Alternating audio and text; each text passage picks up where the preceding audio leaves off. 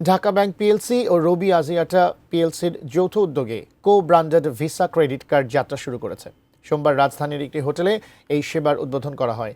বাংলাদেশি বেসরকারি খাতের অন্যতম শীর্ষস্থানীয় প্রতিষ্ঠান ঢাকা ব্যাংক পিএলসি এবং দেশের অন্যতম ডিজিটাল কানেক্টিভিটি পার্টনার রবি আজিয়াটা পিএলসি যৌথভাবে রবি এলিট গ্রাহকদের জন্য এই কো-ব্র্যান্ডেড ক্রেডিট কার্ড চালু করেছে।